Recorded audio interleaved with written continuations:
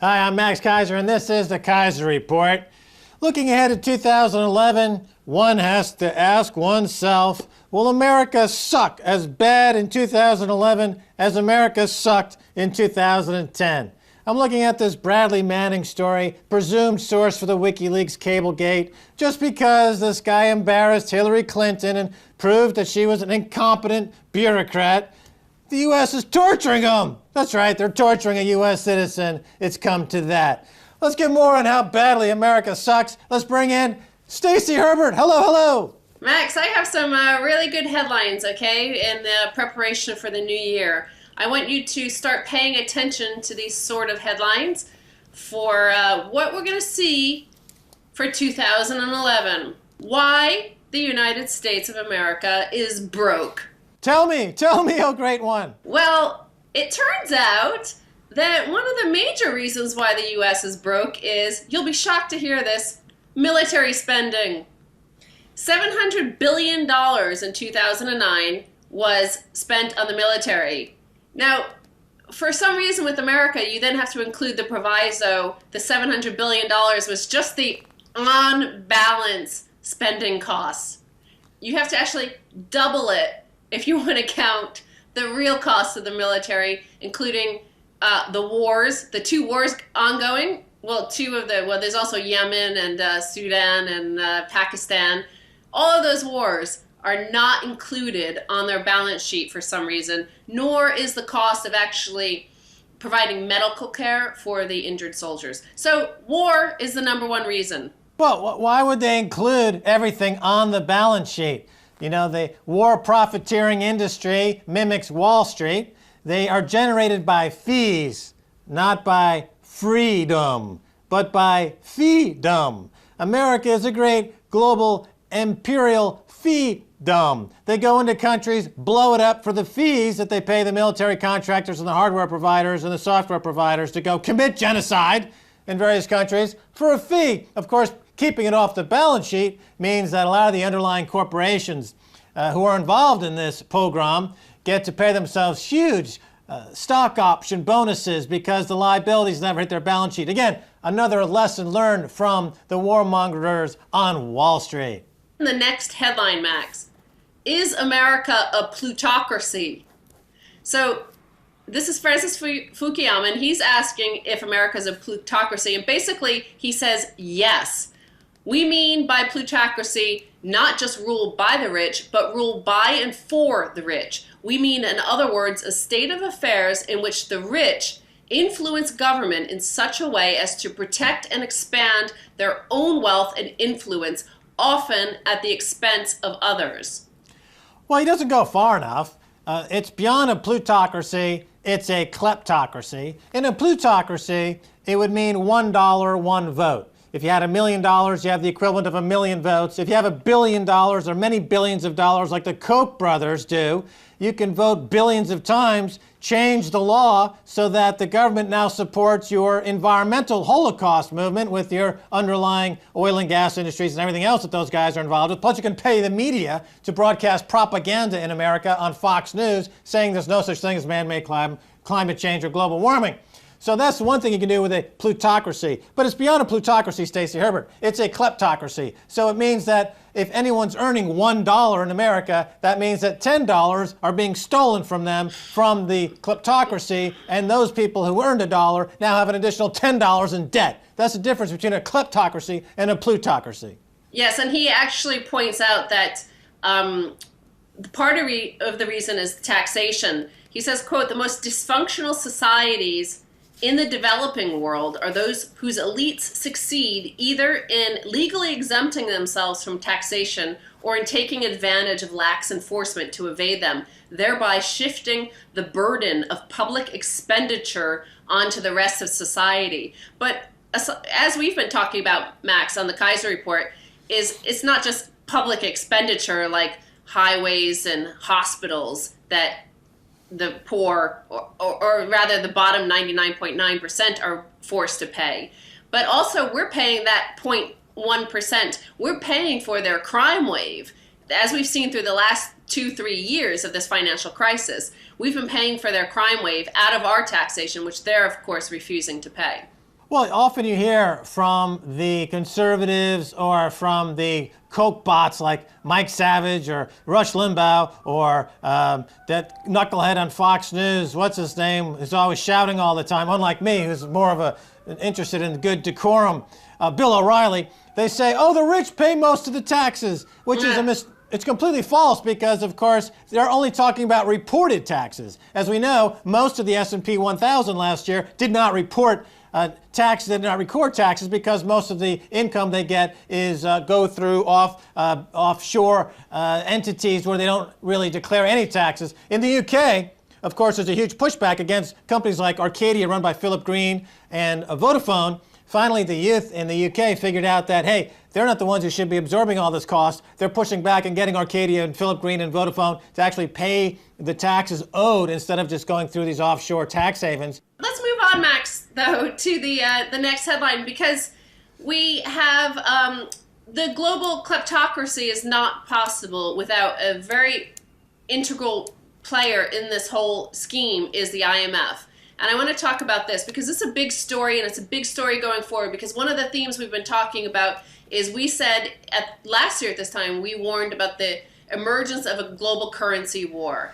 And no currency is more crucial to that than gold. So IMF says completes 403.3 tons gold sales program. So remember, earlier in the year, the IMF announced that they were going to sell 403 tons of gold, or they allege anyway. They say they have this 403 tons of gold. But the IMF officially, apparently, concluded these sales. We don't know who they sold the remainder to, but they have now said that they sold all gold sales were at market prices, including direct sales to official holders, the IMF said in a statement. Well, remember, Stacy, that the IMF is engaged in a hostile takeover of Ireland and Greece. They're pledging the collateral of Ireland and Greece up as the collateral needed to borrow money to take these countries over, because the IMF is essentially bankrupt. And selling their gold just makes them more bankrupt. But they use the funny money that they get by selling the gold as part of their hostile raid of countries in Western Europe now to feed this new corporate headquarters in Washington that the IMF is redecorating to make it look oh so plush and wonderful while they go around the world and ransack and pillage these economies. But remember, the IMF is technically bankrupt. It's backed by U.S. banks who are insolvent. So the fact that they've gotten away with taking over countries like Ireland by pledging the assets of Ireland as collateral to take over Ireland is remarkable, but it is in keeping with this global plague of banking terrorists. The other thing about plutocracy, as we were talking about earlier, is that, you often see poodles and dogs and cats inheriting great deals, great fortunes. Tony of Arabia earns $43 million as advisor to Kuwait while getting paid by Morgan Stanley and the UN. So, well, this is a headline where they actually say Morgan Stanley, but in fact, Tony Blair has been working for JP Morgan as a senior advisor. And this is from the Daily Mail, and they're saying that Kuwaiti sources have told them that the former prime minister was paid $42.5 million this year for advising the government of Kuwait. Last year, he made $640,000 as the UN peace envoy to the Middle East, paid primarily by British taxpayers, and he was paid $3.2 million by JP Morgan. No blood for oil, Tony of Arabia. If you do the math here, $43 million, remember he was responsible in large part for committing genocide in Iraq. He murdered 1 million innocent civilians in Iraq. That's about 2 cents per life of Iraqi. So the Iraqi life to Tony Blair is worth about 2 cents apiece. He cashed in on that, made $43 million. Good boy, Tony Blair. And of course, you won't pay any of that in taxes to any government. You'll just keep it sheltered offshore somewhere to pay for your smack bill.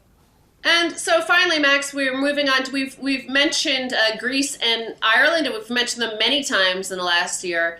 And there you're seeing emerge a theme that we've often talked about, and that is that things are actually a lot worse than what officialdom says. That you're going to see a constant trickle of more and more bad news. And we see that in these final few headlines. First, Bloomberg sues ECB to force disclosure of how Greece's swaps hid deficit. So according to the suit, Bloomberg is alleging that the dossier should be disclosed to stop governments from employing the derivatives in a similar way again, and to show how EU authorities acted on information they had on swaps. ECB President Jean-Claude Trichet withheld the documents after the EU and International Monetary Fund led a 110 billion euro bailout for Greece. The dossier should be disclosed to stop governments from employing the derivatives in a similar way again, and show how EU authorities acted on the information they had on the swaps, according to the suit. Goldman, next. It'll be interesting to see whether or not there's any sort of information directly related to Goldman Sachs and John Paulson, who did meet in Athens, as we reported here on the Keiser Report, prior to this bailout of these swaps positions. Yeah, well, Goldman doesn't deny it. They just say it was part and parcel with their consulting of the European blah, blah, blah, blah, blah, blah, blah. You know, because there's no rule of law in Wall Street. There's no concept that they always take the attitude that if they break the law, quote unquote, that it's not their problem. It's the problem of the lawmakers who haven't passed enough laws and modified the laws fast enough to keep up with their genius over there doing God's work. Well, and to, stay with that theme of nasty surprises being pulled out of a hat whenever it's necessary. Another nasty surprise from Ireland's Anglo and AIB via the EC. So, Max, this was in the European Commission. We found out from a press release they issued in the past week or so that hidden in this press release, Anglo-Irish Bank will furthermore receive a guarantee covering certain off-balance sheet liabilities, derivatives, clearing transactions, and transactional arrangements that will ensure that Anglo-Irish Bank can continue its daily activities as a going concern.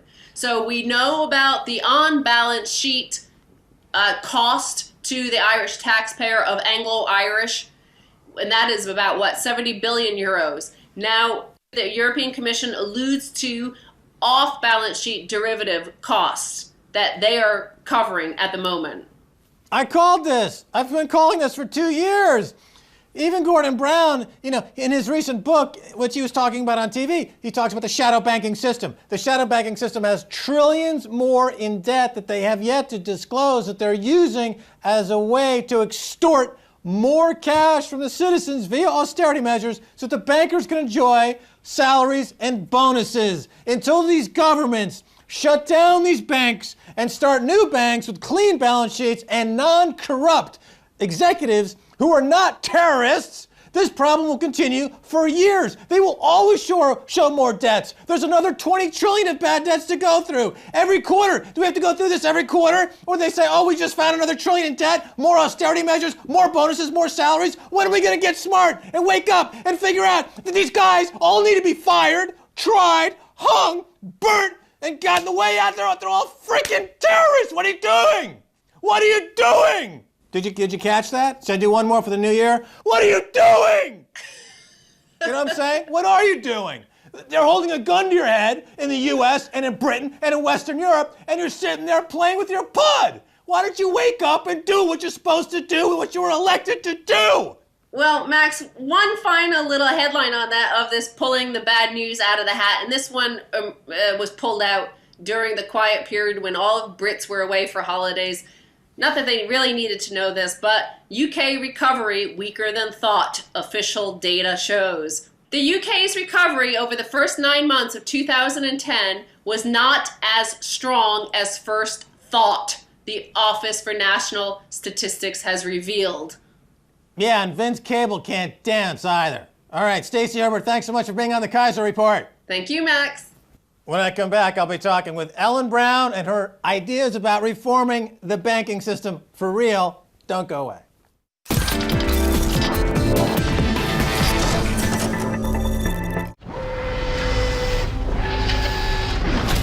Welcome to the future. What makes a big splash in the world of high-tech business? What turns advanced science into eye-catching products? They don't understand how huge is this gap. We follow Russian innovators to incubators abroad and their big breakthrough back home. Spotlight on startups, on technology. Technology update here on RG. We've got the future covered. Hungry for the full story? We've got it firsthand. The biggest issues get a human voice, face to face with the newsmakers on RT.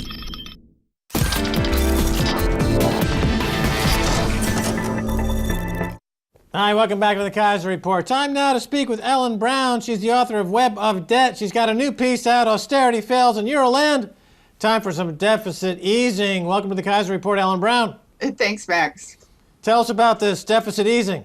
Well, what prompted me to write this piece was that Ireland's bonds were just downgraded by Moody's by 5 notches to the B category, and this was after they accepted the IMF EU bailout. Unlike Greece, which was supposedly a profligate spender and responsible for its own dire straits, Ireland was the poster child for austerity, for doing everything the bankers asked them to do. They slashed services, raised taxes, generally squeezed the people to bail out the banks. And it didn't work because there's a fundamental flaw in the euro system. The euro system is a fixed money system. It's a zero-sum game.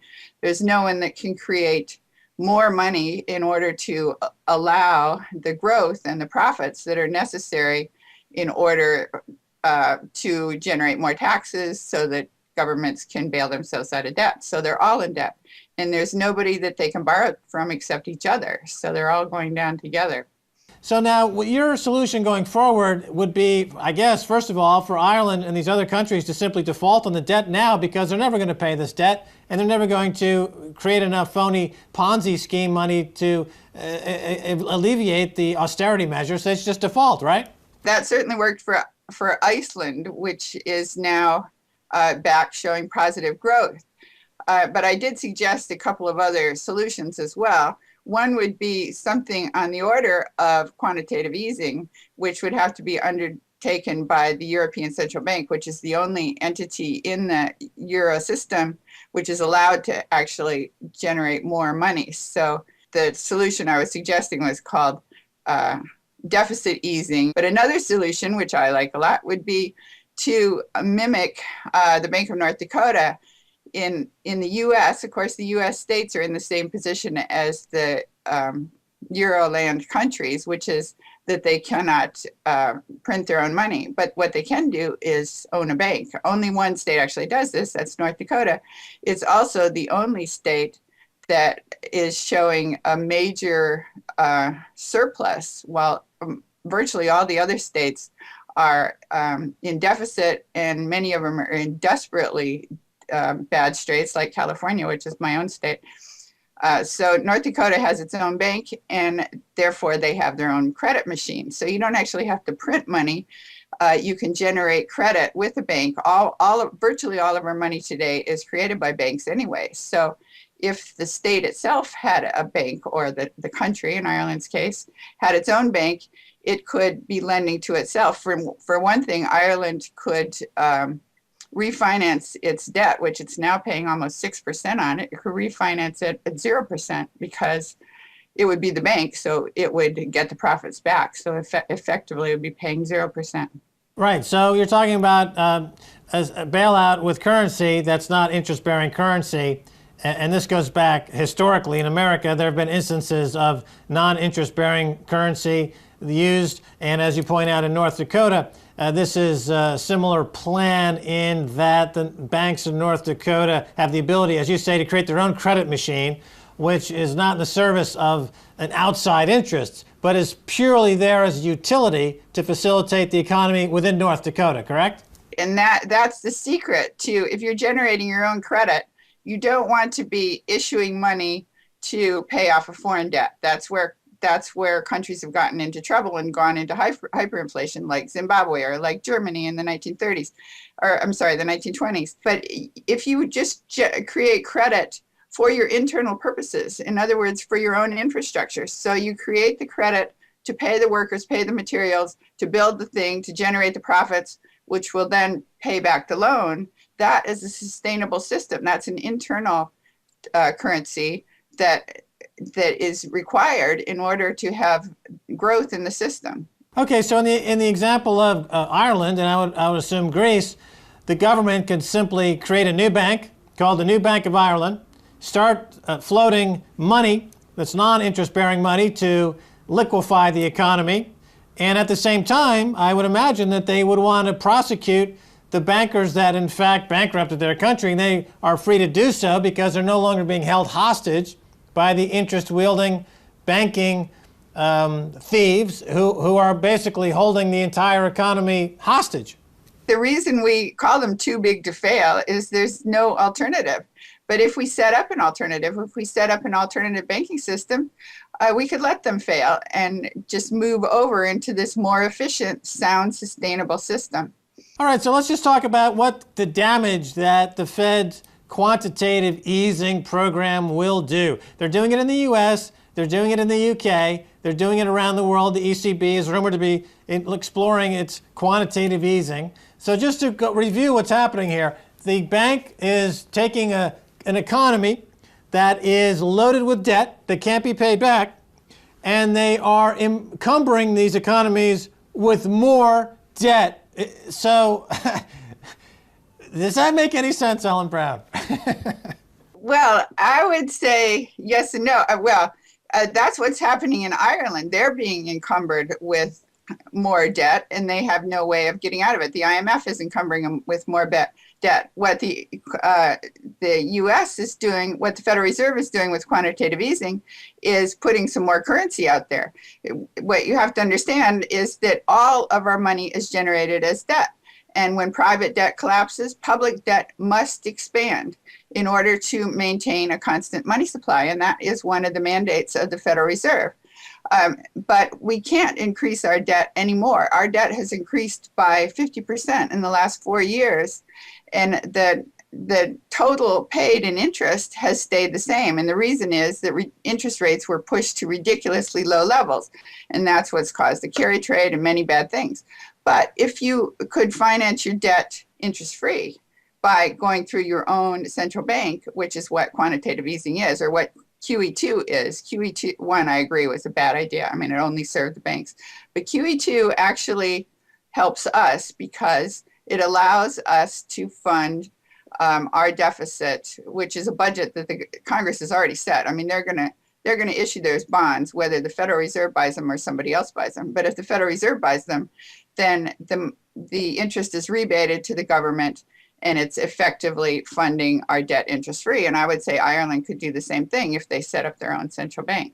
I mean, if they had a publicly owned bank that would pursue this alternative. Let's talk about inflation for a second. Obviously, when you're creating money, there's an inflation risk. You're writing in your story in Huffington Post, to avoid inflating prices when the economy reaches full employment, the money could be taxed back to the government or returned as user fees for a public service. So talk a little, so in other words, to avoid inflation, you're saying that there is a way to manage the money supply, and the metric that you're using is full employment. So full employment is the desired goal of increasing the money supply, and that's the barometer you use whether to determine if in fact it's time to take some of that money out of the system again by taxing it? Well, that wasn't quite the point of what I was saying. There are models. For instance, in Argentina, when the currency collapsed in 2001, the government for several years just printed pesos and used the money to fund infrastructure and get the economy going again. And that was not inflationary. It did not drive prices up as long as there was still some unemployment. The reason is the money goes to the workers. It goes to companies which hire more workers, which build more goods, and so you have supply and demand going up together, and so prices don't rise. When prices did start to rise was when they hit full employment. So at that point where you hit full employment, then you need to bring the money back out of the system, and you can do that with taxes, or you can do it with user fees. For example, let's say one of your projects with all this money, this quantitative easing, would be to build high-speed trains across the country. You could charge fees for those, for the trains, and then the fees would go back to the government, and that would help to pay back the loan that was used to build the trains.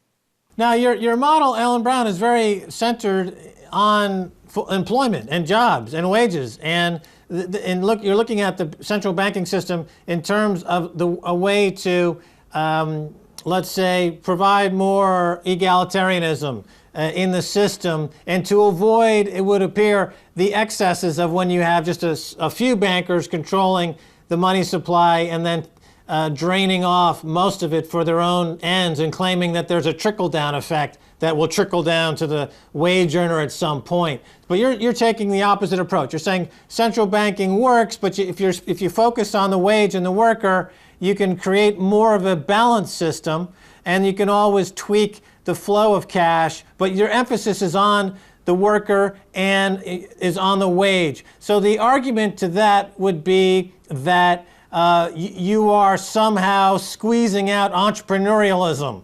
Is that a valid argument? Well, maintaining full employment is actually one of the mandates of the Federal Reserve. It was put in there in 1978.